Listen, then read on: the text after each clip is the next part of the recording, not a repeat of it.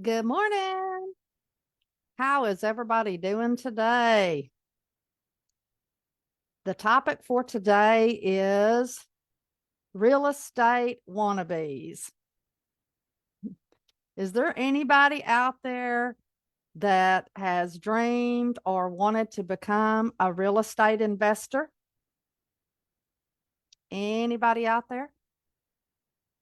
More than likely, you or somebody you know has that dream inside their heart, but a couple of things prevents them from doing that. They'll tell you, I can't afford it, I don't have the money, I don't know how, and on and on and on goes the excuses. But the fact remains is there are lots of ways that you can get into the real estate investor arena without having to have a lot of cash, credit, connections. The list goes on and on. So if you've been watching the market, or maybe you are a renter or a homeowner, or maybe you've just had your head in the sand, I don't know, but I hope that you have been paying attention to what is going on out there in the marketplace. Right now, the current rates, the current interest rates, does anybody have a guess what they're going for right now? About 7%, a little bit more than 7%. 7% to get a home loan. You think that's outrageous? I think mine is 3.24 or something like that, and I remember we were tickled to death about it. But do you think that it can go any higher? Anybody out there remember the 90s? You may not be old enough. We bought a house in the 90s, and guess what our percentage was? 10%. So don't think it can't go any higher, folks. 10%. I paid 10% for a little bitty house. I just looked it up a while ago just so I could give you some information. This little house was about 1,424 square foot in Choctaw, Oklahoma. It was 3 bedroom, 1 bath, and I paid $33,800 for that house. $33,000 for that house. And I paid 10% interest. I just looked it up, and guess how much that house is estimated to be worth today? Any of you out there got any ideas? Just looked it up, just got a good guesstimate. Now, they did add another bathroom, which was desperately needed, and a garage out there because we didn't have a garage. But right now, around $196,000. So from around 1990, 1991 to right now, but basically $34,000 to $196,000. So that is one of the powerful things about real estate. Generally speaking, real estate over time goes up in value. But generally speaking, also the average is about 3 to 4% a year, kind of like what our old inflation rate used to be. So you could count on the price of homes going up about 3 or 4%. And that means that if you were to sell a little bit later on down the line, you would have some equity built up in two different ways. And this is where some people get confused and they don't understand why investing in real estate is so powerful. But this is only if you're leveraging it and having a mortgage on it. Okay. So you get a mortgage. Let's say even if you got a 0% down, okay, a 0% down. And over time, let's say that your home price went up 3% a year, but you're also paying down your mortgage, which means you owe less, which you're also getting equity. We're not going to talk about the depreciation or any of those things that are tax benefits, but let's just look at the equity that you have in your home by doing that. So the price is going up and you're paying the note down. So in between there, this amount, your equity keeps getting larger and larger and larger till over time you have your home paid for. Now, here's a problem that a lot of families face. Now, I know this happened to us when we were young. You're young, And everybody thinks that the best thing that you need to be doing is going out and buying a house, buy a house, buy a house, buy a house. But we were in the military, and that meant I've been married over 40 years now. And so we moved a lot. We've moved over 20 times. I think it's close to 30 times. But in the beginning, you start out, you're poor. You don't have very much money. You think you can live on love for a while. So you do. So we moved several times just to improve our quality and standard of living. You probably did the same thing too. So anyways, we moved several times. But let's just say if we bought a house and then 2 years later, we wanted to sell that house. Guys, you don't have enough equity in it unless you put a whole bunch down and prices really appreciated because you have closing costs. Do you remember those closing costs? And so you get in this rat race and you're thinking you're doing yourself a financial favor when in fact you're really not. You're really hurting yourself. So a lot of people buy that house without the intention of being there forever, and all of those things. And you get into this cycle and you're actually losing money, but you can say, by George, I'm a homeowner. I own my own house.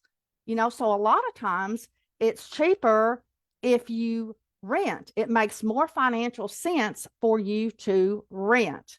So I just kind of wanted to give you that little short class today on the benefits and some of the problems that people face. And let's fast forward it to today. We have a unique situation brewing in the marketplace right now. It's almost the perfect storm. We have interest rates at an all-time high. They're 7% right now, which makes it unaffordable for most families to buy a house. And why is that? You say, well, Nancy, you bought one at 10%. What's the difference? Well, here's the difference. The people's wages have not caught up with that yet. And we have serious inflation going on. It costs so much for families to live that they can't afford that extra payment, that higher payment. And then top it all off with, across the nation here in the United States, the prices have skyrocketed. In our area alone, you're looking at about 25% increase in home prices. So we've got this huge market down here where I'm at. I'm in Northwest Florida. And yes, I'm going to brag a little bit. I love it. It's 120 miles of sugar white sand and emerald green water right along the Gulf of Mexico. But I know we're not alone because I see it even in my hometown of Paragould, Arkansas. It blows my mind how much that real estate costs across the United States. So these families are really, really struggling. They're struggling a couple of different ways. One, they can't even afford the rent. Why can they not afford the rent? It's not the landlord's fault. As investors, we have to make a profit. That's what we do. That's what we're in business for. We're not a charity unless you set something up as a charity where you're breaking even. We have to be able to pay our investors off if we are an investor using OPM, other people's money. Make sense? So if I have to go down to the bank and pay 7% to get money, chances are if I'm going to go to some private investors, I'm going to need to pay them a little bit more than that. Or, work out a deal that is fair among everybody. Well, when you look at prices have increased, figure that out. And that's just one piece of that puzzle, right?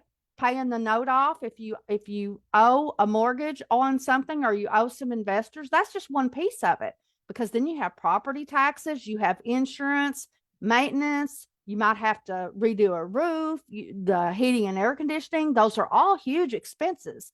So if you're a renter out there and you're listening to this, don't think, it's your greedy old landlord. No, we're trying to make a living, but we have to make a profit. We have to make the numbers work. So right now, it's a crazy, crazy situation. So many of us who are real estate investors, we know that something is coming down the pike in 2024, 2025, because this is just crazy right now. Rental prices are so high that families can't afford them. You can't buy a home because you can't qualify because the interest rates are 7%. That's a problem. When you can't afford to rent and you can't afford to buy, Houston, there's a problem. So where there's a problem, there has to be a solution. Everything is figure outable. Now, one thing that I have been talking about over the last maybe 4 6 months or something like that is I've been doing a lot of research on this thing called co-living. And in a lot of the suburbs, urban areas around the country, this is becoming very, very popular. People are sharing homes with one another. So down here, I'm planning on in 2024 bringing this concept down here to Northwest Florida, try and provide some affordable housing opportunities for families. And here's what I've got going on. We've got the beach here, which means we've got tourists that come in. And lots of you love to come down here to the Gulf of Mexico and play in the water and just have a wonderful time because it truly is spectacular. So one market we have available to us is like Airbnb. These are the short-term rentals. And then we have another market segment that is available to our area because we have 6 military installations.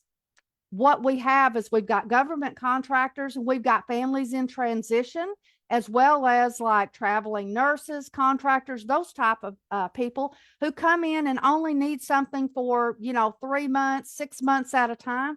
Or maybe there's a family in transition that's wanting to buy a home or trying to find a rental and they need a place to stay temporarily. So that's another market that I have available to me right here. And then, of course, we have, once the market's correct and go back to what some would call normal, that means that wages have come up where people can afford to rent again, and maybe they don't want to buy. They're only going to be here maybe for a couple of years, and this is not going to be their forever home. Then we have the traditional rental home situation. So I've kind of got a really great situation available here in Northwest Florida, and I'm wanting to expand my portfolio by about 20 properties this year. And what kind of properties am I looking at? I am in no way a slumlord. Just get that out of your mind. All of the properties that I'm looking at, just to give you an idea, 4-bedroom, 3-bath homes, 2,000 square feet, sitting on a 1/4 acre with fenced yards for children's and pets and those type of things. Beautiful, nice homes that anybody would be proud to live in. Good quality homes. So this is what I'm about. And so in order to do that, our group, which is the passive income generators, we've got openings right now for January and February for new members. And I've told y'all about this many, many times for the last 4 years.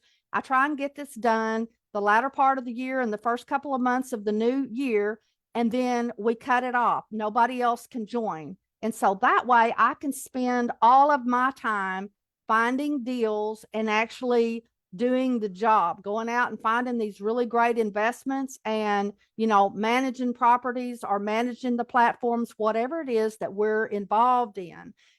And so some of you by this time, you're thinking, gee, you have nothing to worry about as far as there's no income, there's no credit, there's no connections, you don't have no landlord duties, you absolutely have nothing. This is truly passive income at its best. These are backed by real assets. One thing that most people will tell you is, there's not going to be any more land produced, right? The earth is what it is. And that's why over the course of the years, real estate traditionally has been one of those things that many people have used to become financially independent and to create massive amounts of wealth. And on the side, a little bit later on, we will be looking at some multifamily units and different things like that. And this is why we're stockpiling cash right now, folks, is because we know the economy is bad and we expect that it's going to get worse. I'm expecting a lot of foreclosures. I'm expecting a lot of apartment complexes, condos, different things like that to go under and have to be sold. And so there's going to be some bargains available. In order to take advantage of those bargains, cash is king. So we want to make sure that we have available as much cash as possible to take advantage of those. Now, for my particular situation, I can buy properties right now, even though the price is inflated, because I'm going to be using that co-living platform for folks.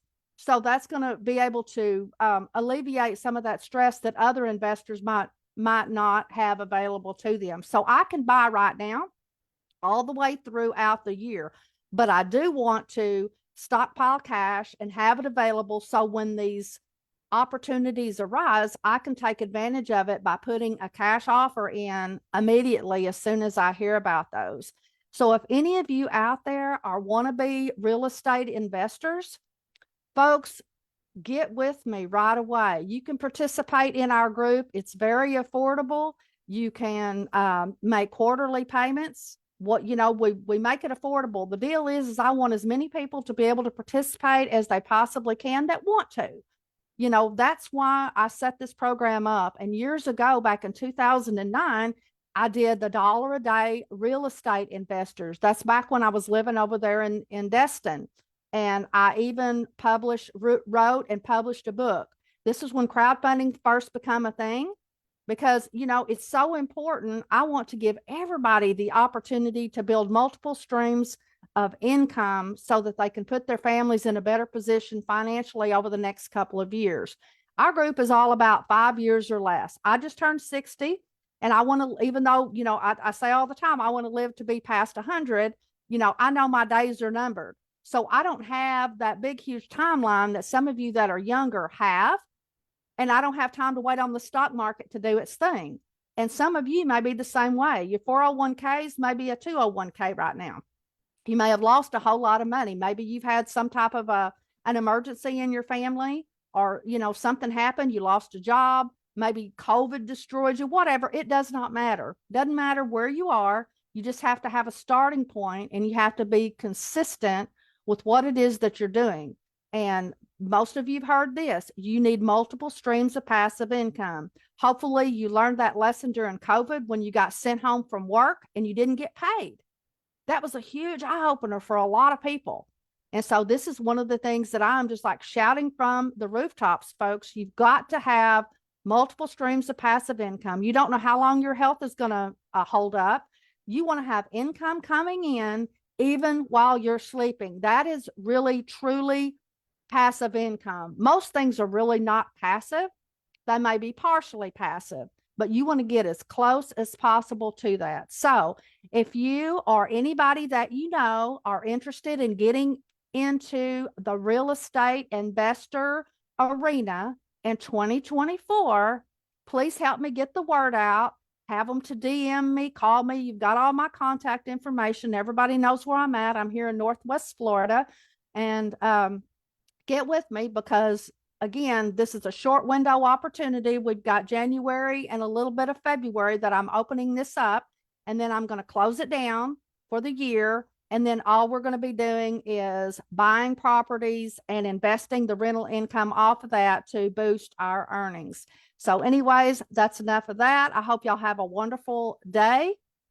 And this is Nancy Gaskins, sowing seeds of financial hope and entrepreneurial opportunity in communities around the globe.